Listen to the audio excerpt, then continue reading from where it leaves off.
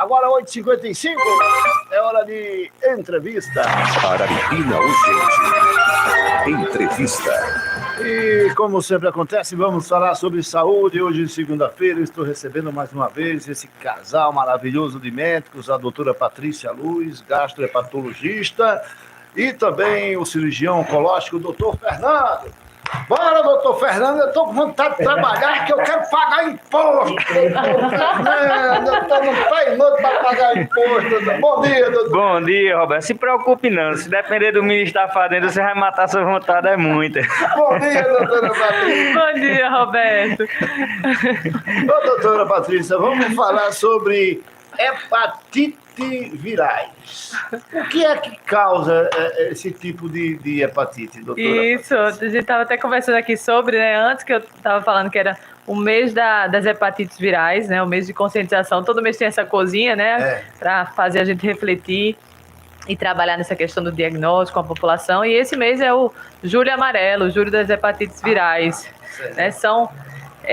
As hepatites são doenças silenciosas, né? Aí que está a grande importância dessa conscientização, Roberto, porque são doenças silenciosas que podem levar, inclusive, ao câncer no estágio final, né? Então, de hepatite, da mesma forma que a gente sempre fala aqui da gordura no fígado, ou qualquer outra coisa que leva à inflamação no fígado, né?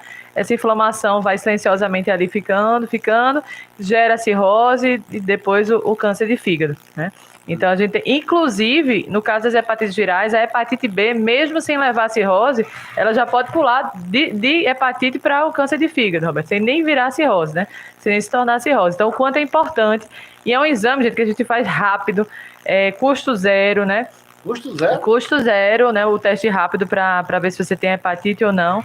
Então, procura o posto de saúde perto de sua casa. Tem disponível aí. E procura saber qual é a unidade que você tem que se referenciar. Tem disponível para você ir lá e fazer. Que bacana. Bom, doutor Fernando, eu estava lá em casa, aí eu assistindo a televisão, aí diz, apresentador Edu Guedes passa por cirurgia para remover tumor no pâncreas. Acaba com 51 anos, rapaz. Exatamente. Esse tumor no pâncreas aí, o bicho é perigoso, doutor Fernando? É perigoso, Roberto. Infelizmente, quando se fala em câncer, né, a gente evoluiu demais mesmo, Roberto. Porém, os tumores de pâncreas e via biliar, a gente estagnou do ponto de vista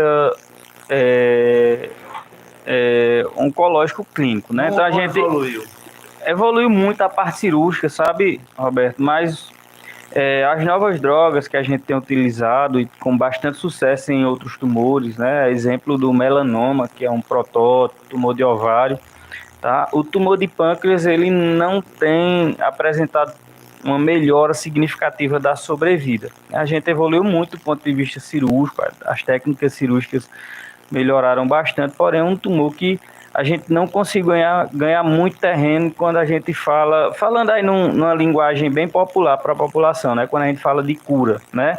De melhora na sobrevida global em 5 anos. A gente não conseguiu evoluir muito. É um tumor altamente silencioso, né? O tumor de pâncreas, ele não costuma dar sintomas e quando vem apresentar sintomas, a doença já está relativamente avançada. E a gente não conta. Né? Isso, e a gente não conta assim com um exame de rastreio efetivo, como a gente tem, por exemplo, para mama, né?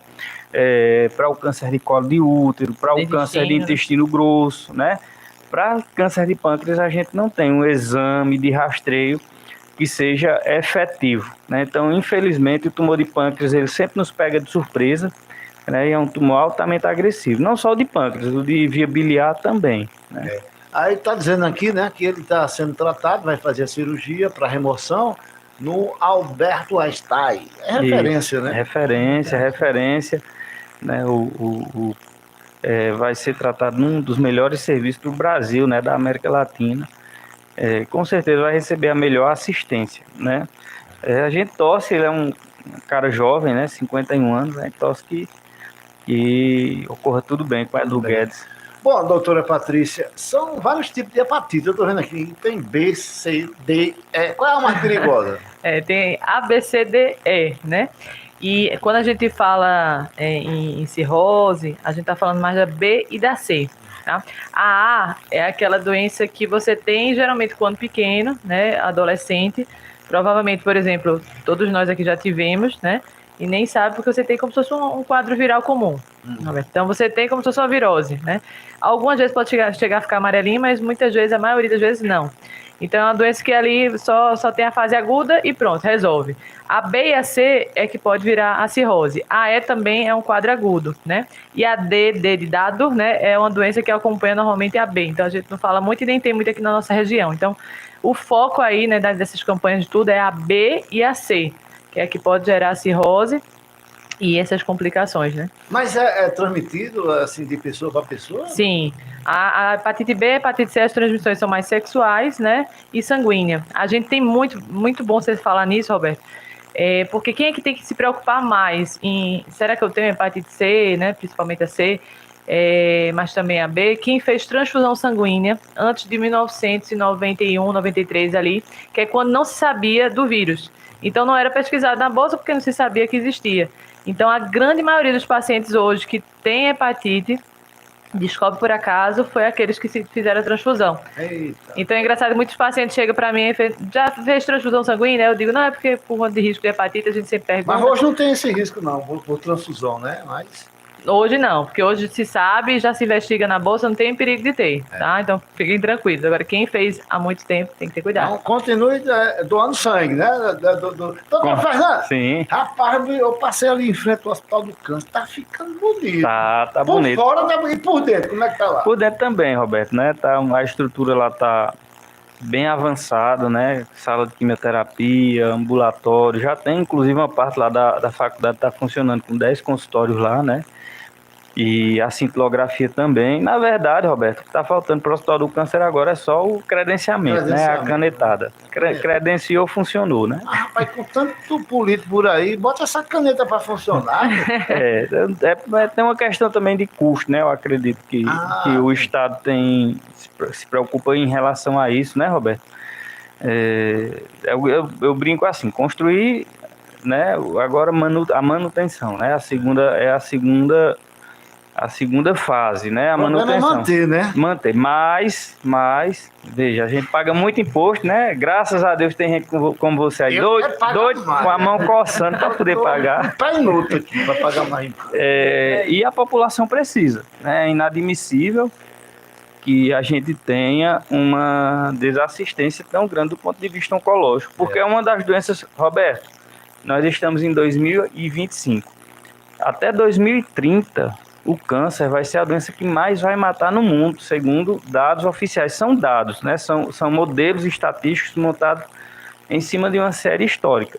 Então, as doenças oncológicas, elas vão ultrapassar as doenças cardiovasculares. Então, é inadmissível que a gente não tenha uma rede ampla para atender esse tipo de paciente. Né? Exemplo, lá no Ceará a gente atua na oncologia lá do Ceará, né? Nós somos do serviço de oncologia lá do Hospital São Vicente de Barbalha, né? Que é o segundo maior centro de oncologia do estado do Ceará, né?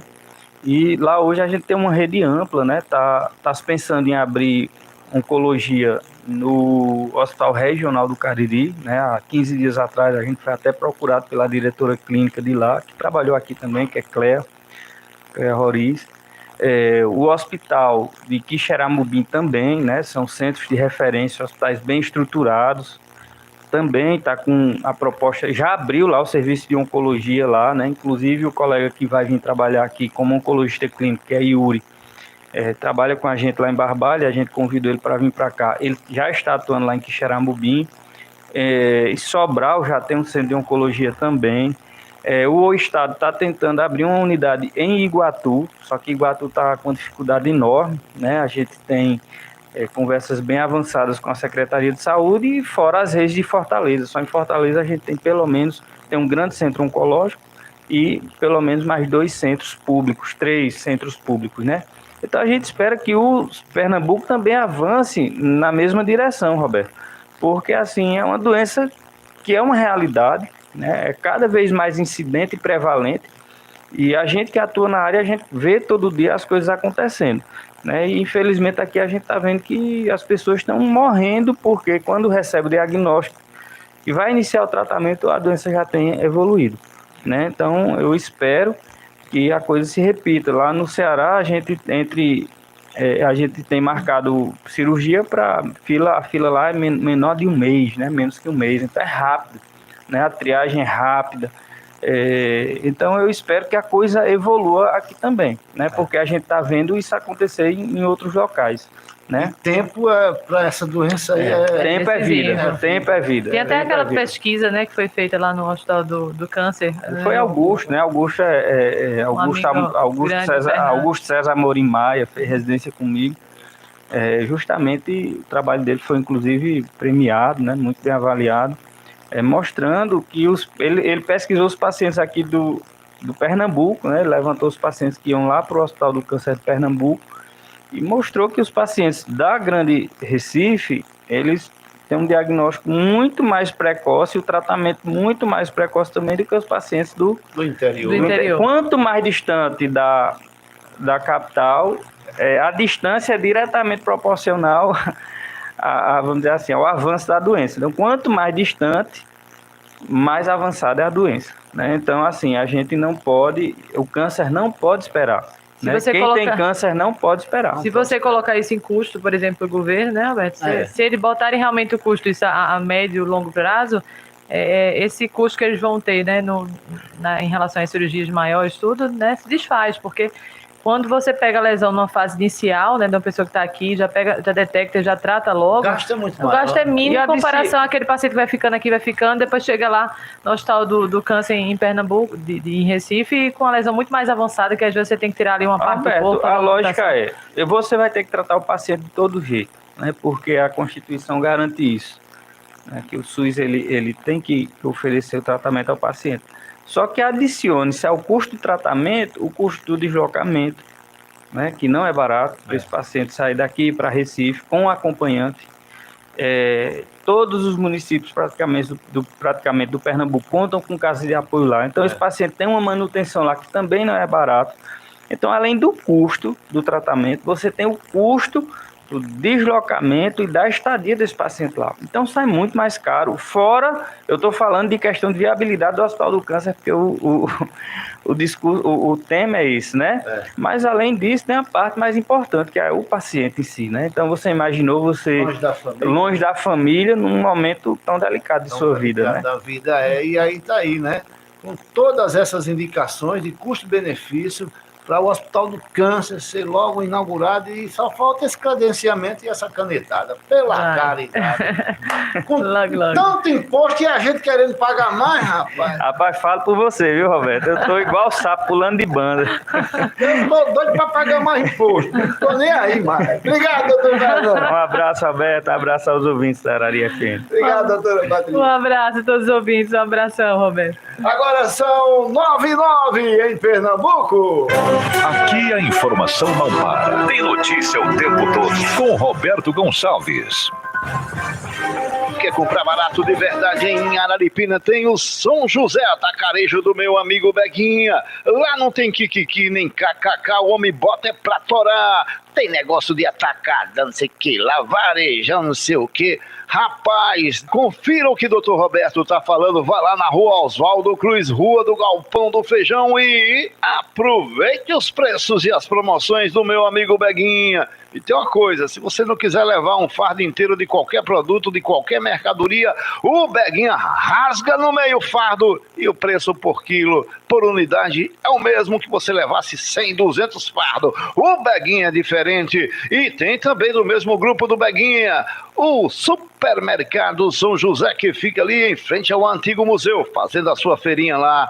O Beguinha manda entregar na sua residência e não cobra nada. É 0800, o homem é diferente. Vende-se uma casa na Rua João Domingos dos Santos, 205, no bairro Bela Vista, com sala conjugada, cozinha, 2 quartos, sendo uma suíte, dispensa, garagem e tudo construído com material de primeira qualidade. Falar com Elielma pelo telefone 879-9159-9317. Bazar Noivas da Imaculada. Lindos vestidos de noiva com preços que você nunca imaginou. Acontece todos os sábados, das 9 às 15 horas, no Auditório Iata Gildo, ao lado da Igreja Matriz Imaculada Conceição. O seu dia ficará ainda mais especial com estilo e economia. Lembrando que o bazar funcionará todos os sábados. Uma promoção da Paróquia Nossa Senhora Imaculada Conceição de Araripina. Verdurão, compre bem em Araripina, atendendo você na Florentino Alves Batista 368, na entrada do bairro Universitário. No Compre Bem você tem verduras e frutas fresquinhas 2 vezes por semana, direto do Ceasa em Juazeiro da Bahia. Faça seu pedido pelo WhatsApp 879-9953-8204. E atenção, saiu aí, né, a agenda de atendimentos da